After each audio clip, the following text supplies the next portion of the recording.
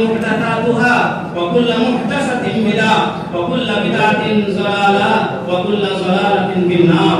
أعوذ بالله من الشيطان الرجيم. ولتكملوا العدة ولتكبروا الله على ما هداكم ولعلكم تشكرون. وقال تعالى واعبد ربك حتى يأتيك اليقين. رب اشرح لي صدري ويسر لي أمري واحلل عقدة من لساني يفقهوا قولي. اللہ تبارک و تعالیٰ کی جتنی ہی تعریفیں کی جائے کم ہے.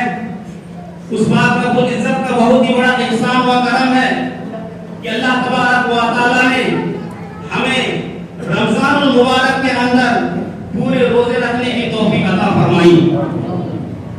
اللہ تبارک و تعالیٰ کا عظیم احسان ہے کہ رمضان المبارک کے روزے رکھنے کے بعد ہمیں یہاں پر 2 رکعت شکرانے کی نماز ادا کرنے کے لیے یہاں پر آنے کی توفیق عطا فرمائی.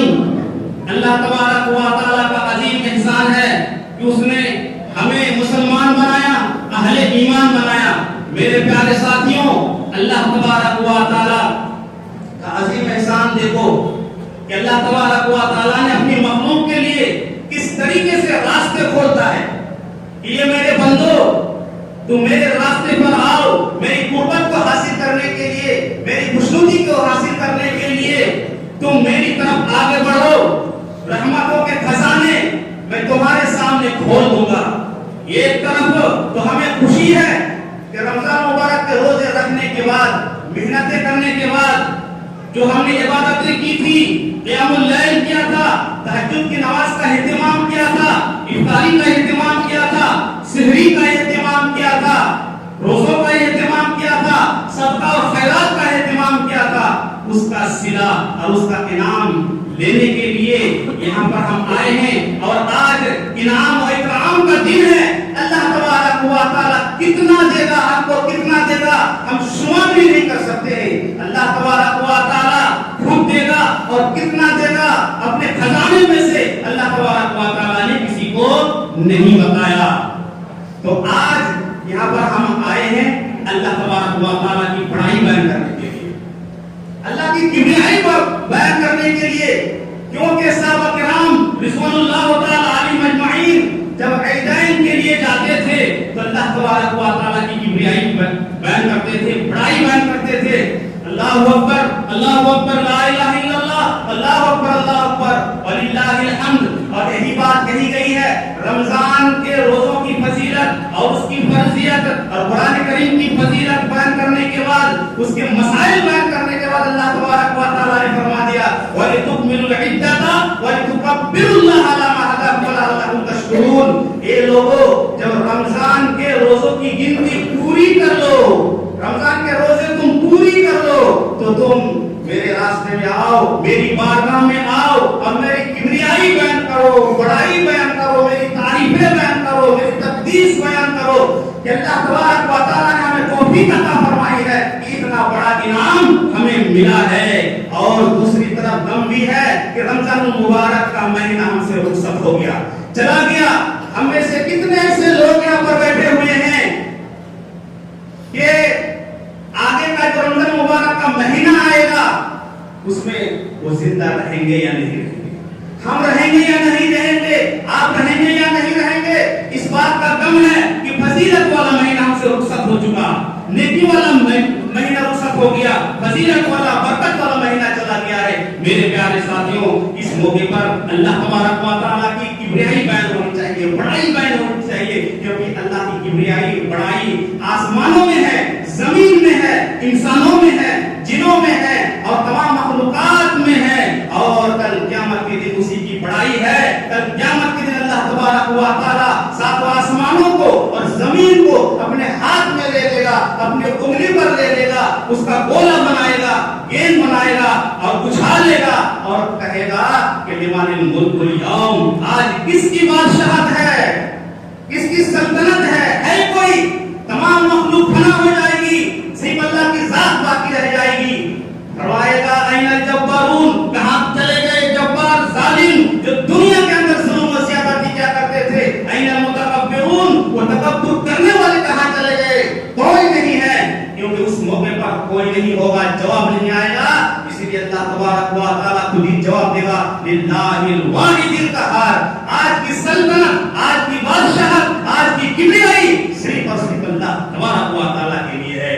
میرے پیارے ساتھیوں، اللہ کی تقدیس، اللہ کی تکبیر اور اللہ کی کبریائی بیان کرو، پہلی بات۔ دوسری بات یہ ہے کہ اللہ تبارک و تعالیٰ نے نبی کریم صلی اللہ علیہ وسلم کو کیا فرمایا؟ وَاعْبُدْ رَبَّكَ حَتَّى يَأْتِيَكَ الْيَقِينُ۔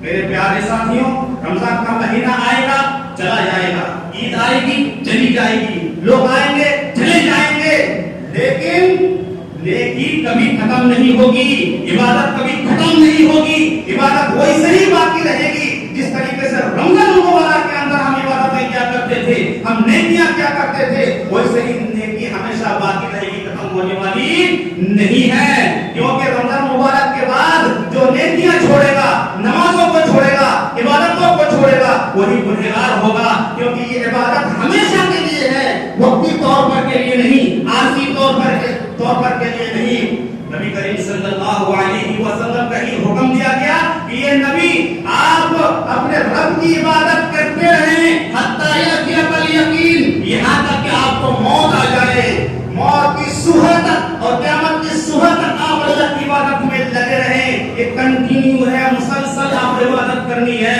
اللہ کے نبی اس دنیا سے رخصت ہو کر کے چلے گئے، لوگوں میں بے چینیاں پیدا ہو گئی، اب لوگ کہنے لگے اب عبادت کر کے کیا فائدہ، یہاں تک کہ حضرت عمر فاروق رضی اللہ تعالیٰ عنہ جیسی شخصیت کے قدم ڈگمگا گئے۔ اس موقع پر حضرت ابوبکر صدیق رضی اللہ تعالیٰ عنہ نے قرآن کریم کی آیت پڑھی، وما محمد الا رسول قد خلت من قبلہ الرسل، اور فرمایا من کان یعبد محمدا فإن محمدا قد مات ومن کان یعبد اللہ فإن اللہ حی لا یموت۔ وہ لوگوں سنو، جو محمد کی عبادت کرتا تھا وہ سن لے کہ محمد کا انتقال ہو گیا، محمد اس دنیا سے چلے گئے، اور جو اللہ کی عبادت کرتا تھا وہ سن لے، وہ جان لے کہ اللہ تبارک و تعالیٰ حی ہے، زندہ ہے، اسے کبھی موت نہیں آئے گی۔ تو اللہ تبارک و تعالیٰ زندہ قابض ہے، مہینہ چلا جائے گا، لوگ چلے جائیں گے، عید آئے گی جائے گی، لیکن اللہ تبارک و تعالیٰ کی عبادت قائم رہے گی۔ اب اللہ تبارک و تعالیٰ کی عبادت کرنی چاہیے۔ میرے پیارے ساتھیوں، جس طریقے سے ہم نے قیام اللیل کیا ہے، آپ نے سمجھ لیا کہ قیام اللیل ختم ہو گیا، اللہ تبارک و تعالیٰ نے اتنی بڑی آسانی پیدا فرما دی۔ رمضان المبارک کے اندر آپ نے تراویح پڑھی، قیام اللیل کی، آپ نے قرآن سنا، اچھی بات ہے، لیکن دوسرے مہینے میں اس کو چھوڑنا نہیں ہے، تہجد کا اہتمام کریں۔ اللہ کے نبی صلی اللہ علیہ وسلم نے فرمایا کہ اگر کوئی آدمی عشاء کے بعد سونے سے پہلے 2 رکعت نماز پڑھ لے اور ان 2 رکعتوں میں 10 آیتیں تلاوت کر لیں تو وہ غافلوں میں شمار نہیں ہوگا، مسلسل نیکی ملتی رہے گی، پوری رات عبادت کرنے کا ثواب ملے گا، تہجد کا ثواب ملے گا۔ میرے پیارے ساتھیوں، یہ کوئی مشکل کام نہیں ہے، 2 رکعت پڑھ لیں، اب 2 رکعتوں میں جیسے قل هو اللہ احد اللہ الصمد سورہ اخلاص 5 آیتیں ہیں، پہلی رکعت میں سورہ قل هو اللہ پڑھ لی، دوسری رکعت میں قل هو اللہ پڑھ لی، 2 بار 10 آیتیں ہو گئی۔ اگر کسی کو سورت نہیں آئی، کسی کو سورت نہیں آتی ہے زیادہ یا یاد نہیں ہے، تو قل هو اللہ احد پڑھ کر کے آپ نے نماز مکمل کر لی، 10 آیتیں ہو گئی، اب غافلوں میں شمار نہیں ہوں گے۔ تو ان نیکیوں کو برابر کنٹینیو جو ہے جاری رکھنا ہے۔ میرے پیارے ساتھیوں، نبی کریم صلی اللہ علیہ وسلم عبادت ہمیشہ کیا کرتے تھے، نمازوں کا اہتمام کس طریقے سے کرتے تھے۔ اللہ کے نبی صلی اللہ علیہ وسلم بے ہوش ہو گئے مرض الوفات میں، اللہ کے نبی صلی اللہ علیہ وسلم کو کشی آ رہی ہے اور پوچھ رہے ہیں حضرت بلال رضی اللہ تعالی عنہ کو، هل صلی الناس، یہ بلال لوگوں نے نماز پڑھ لی ہے، لا وهم ينتظرونك یا رسول اللہ۔ حضرت بلال کہا کہ اللہ کے نبی آپ کا انتظار کر رہے ہیں، عشاء کی نماز پڑھنے کے لیے لوگ بیٹھے ہوئے ہیں۔ اللہ کے نبی پانی منگاتے ہیں، وضو فرماتے ہیں، غسل فرماتے ہیں اور نماز کے لیے تیار ہونے کی کوشش کرتے ہیں، لیکن کشی کھا کر کے پھر گر پڑتے ہیں، بے ہوش ہو جاتے ہیں، پھر یہ فاقہ ہوتا ہے، ہوش میں آتے، پھر اللہ کے نبی صلی اللہ علیہ وسلم پوچھتے ہیں کہ یہ بلال لوگوں نے نماز پڑھ لی ہے۔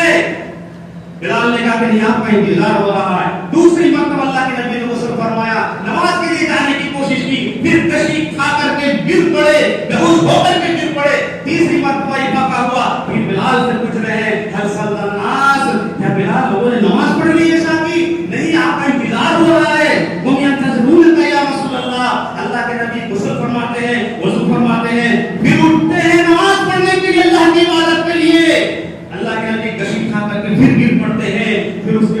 کہتے ہیں کہ وہ ابا بکر فلیصلی بالناس، ابو بکر کو حکم دے کہ نماز پڑھائیں. جناب محمد رسول اللہ صلی اللہ علیہ وسلم کا یہ عالم تھا نماز کے لیے، عبادت کے لیے. حضرت ابوبکر صدیق رضی اللہ تعالیٰ عنہ نماز پڑھا رہے ہیں، حضرت عباس رضی اللہ تعالیٰ عنہ، حضرت علی رضی اللہ تعالیٰ عنہ کے کندھے پر ہاتھ رکھ کر اللہ کے نبی گھسیٹتے ہوئے پیر لٹک رہے تھے، گھسٹ رہے تھے زمین پر، اور وہ ایسی کیفیت میں، ایسی حالت میں مسجد تشریف لے گئے اور حضرت ابوبکر صدیق رضی اللہ تعالیٰ عنہ کے بازو میں بیٹھ کر نماز ادا فرمائی. لوگوں کو پیغام دیا کہ لوگوں کیسی بھی حالت ہو، کیسا بھی موقع ہو، نماز مت چھوڑنا.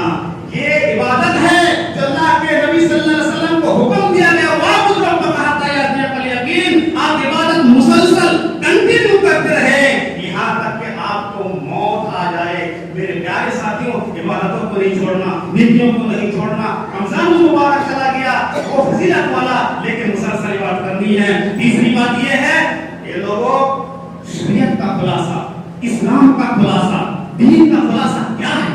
دین کا خلاصہ ایک جملے میں سمجھ لو کہ تم اپنے خالق پر احسان کرو اور اپنی مخلوق، یعنی خالق کی جو مخلوق ہے تم پر احسان کرو. خالق اللہ تبارک و تعالیٰ پر احسان کرو، اس کا مطلب یہ ہے کہ اللہ تبارک و تعالیٰ کے ساتھ کسی کو شریک نہ کرو، بندے کی عبادت صرف اسی کی کرو. اور مخلوق پر احسان کرو، ہر ایک کے ساتھ حسن سلوک کرو، ہمدردی کرو، خیر خواہی کرو، غم خاری کرو. صرف یہ ماں باپ کے ساتھ خاص نہیں ہے، بھائیوں کے ساتھ خاص نہیں ہے، رشتہ داروں کے ساتھ نہیں ہے، تمام امتوں کے لیے ہے. جتنی بھی مخلوق بستی ہے اس دنیا کے اندر، ہر مخلوق کے ساتھ ہمدردی کرو، حسن سلوک کرو. میرے پیارے ساتھیوں، اللہ کے نبی صلی اللہ علیہ وسلم نے نہیں فرمایا اے لوگوں گوبر سے اور ہڈیوں سے استنجا نہ کرنا، گوبر پر ہڈیوں پر پیشاب نہ کرنا، کیونکہ یہ تمہارے بھائی جنات کی غذا ہے، ان کی خوراک ہے، ان کو تکلیف نہ دینا. صرف مسلمانوں کو تکلیف نہیں دینی ہے، بلکہ تمام مخلوق، جن ہو، جانور ہو، پرندے ہو، جو بھی مخلوق ہے، ہر ایک کے ساتھ حسن سلوک کرنا ہے، ہمدردی کرنی ہے، غم خاری خیر خواہی کرنی ہے.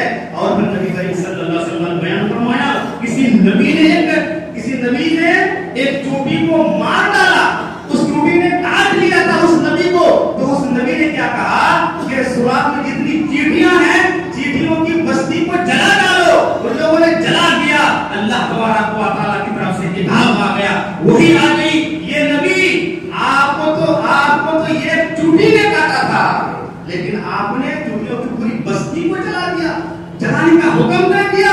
آپ کے لیے زیبا نہیں ہے.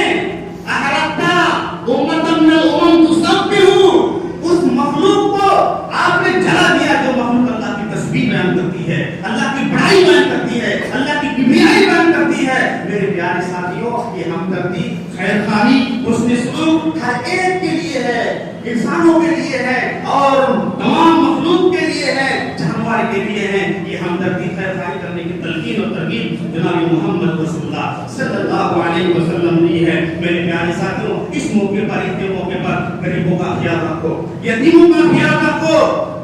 تمہارے اندر جو بغض ہے، حسد ہے، نفرتیں ہیں، ان نفرتوں کو مٹا دو، محبت کا پیغام کو عام کرو. دو بھائیوں میں کوئی چل نہیں ہے، کیس بازیاں ہیں، نفرتیں ہیں، دوریاں ہیں، باپ بیٹے سے باتیں نہیں ہے، بھائی بھائی سے لڑائی ہے، بھائی بہنوں سے لڑائی ہے، رشتہ داریوں میں لڑائی ہے.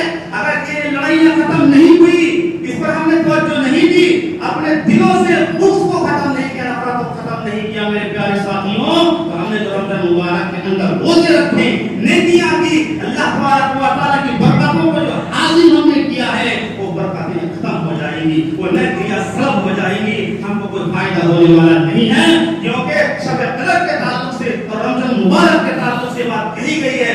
جس کے دل کے اندر بغض ہو، حسد ہو، نفرتیں ہو، کینہ ہو، اس کی مغفرت نہیں ہوتی ہے. تو آپ کی مغفرت کیسے ہو جائے گی؟ اتنے بڑے انعامات اور اکرامات سے محروم ہو جائیں گے. اس لیے دنیا کو ختم کرو، غریبوں کا دھیان رکھو، رشتہ داروں کے ساتھ صلہ رحمی کرو. میرے پیارے ساتھیوں، جناب محمد رسول اللہ صلی اللہ علیہ وسلم خطبہ دینے کے بعد، عید الفطر میں خطبہ دینے کے بعد عورتوں کی جماعت میں تشریف لے گئے اور عورتوں کو سمجھایا، یا معاشر النساء